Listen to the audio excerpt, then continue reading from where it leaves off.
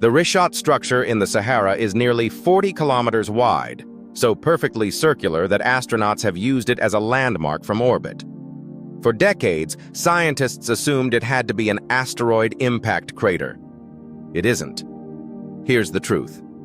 The Richat Structure, also called the Eye of the Sahara, sits in Mauritania, and its concentric rings, circle within circle within circle, are what made the impact theory so tempting.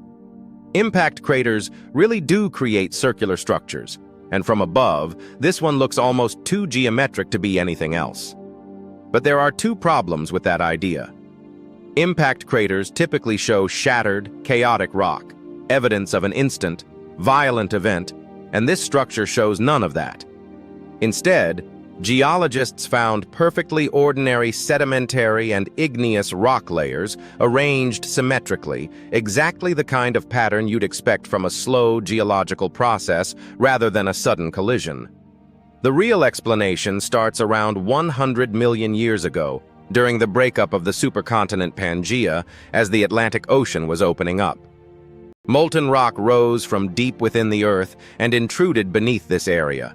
But rather than erupting at the surface, it pushed the layers of rock above it upward from below, doming the crust into a broad, symmetrical bulge, similar in principle to how a laccolith forms, just on a much larger scale. Millions of years of erosion then took over.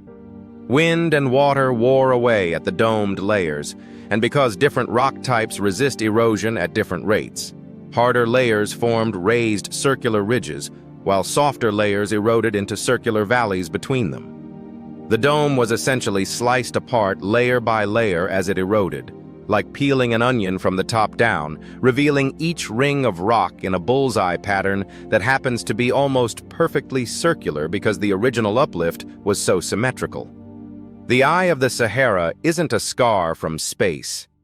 It's a geological dome, pushed up by magma from below and then carved into rings by ordinary erosion, a reminder that some of the most alien-looking landscapes on Earth were built entirely by processes happening right here on the ground.